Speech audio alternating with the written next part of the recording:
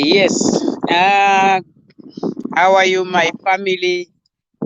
DTM TV. This is Elijah reporting to you live from the city of Kolding, of Towers in Denmark.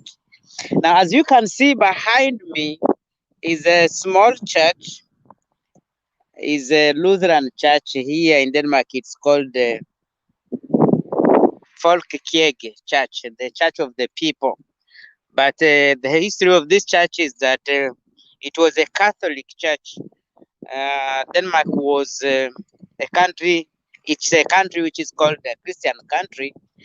And I remember before I came here, we had some people from this country who told us that this country is 95, if not 97% Christian. And so this country was founded by Catholics, and most of these churches that you can see, all the new, were Catholic churches. But for some reasons, as you know already, that everywhere the Catholic Church went, they never only preached the gospel, they also bought properties. They bought land, they bought huge places where they had to build their churches and stuff. And so not only they bought land in most of the land in this country belonged not to the state, it belonged to the Catholic Church. At a certain point, they were charging people to pay, they were telling people to pay the 10%, as you know. And because they had most of the resources of the country, the king became frustrated. And what he did, he planned to send one priest or somebody to go and study theology. That person who went and studied theology, that was at the same time when there was the revolution of Martin Luther King, who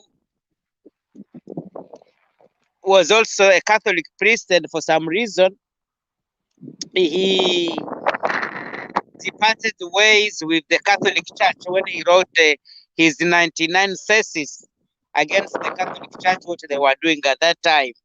So this guy, when he came here, he, with the complicity of of the king by that time, the king decided to chase all the priests, the Catholic priests, and he declared all this church not to be a property of the Catholic Church, which was Rome, because all the money that was collected in this country was sent to Rome.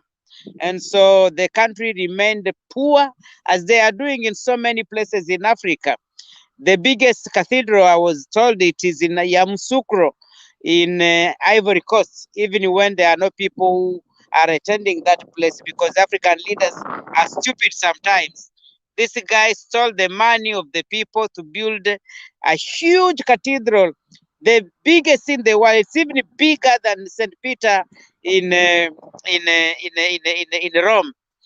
This man chased all those people, and all these churches that you can see behind me now belongs to the royal family. The king or the queen of Denmark is the head of all these churches. Now, this is not what I want to speak about, but I wanted to speak about why did those who brought the gospel to us, at least I'm talking about like somebody from Congo, from the eastern part of the Congo. If you come from the eastern part of the Congo, you know that we we had so many missionaries from the Scandinavian countries. We had so many missionaries from Denmark. Many were from Norway, from Sweden. And these priests or these missionaries, one of the things that they told us was to have nothing to do with our ancestors. But now, if you look at this church, the church is surrounded with graves, you know. As you can see here, these are dead people. Some of them died so long ago. If you look at this here, this person died was born in 1878, and just died in 1941. You know, it's almost 100 years since the person died, you would say, you know. But if you look at those graves, they are like new.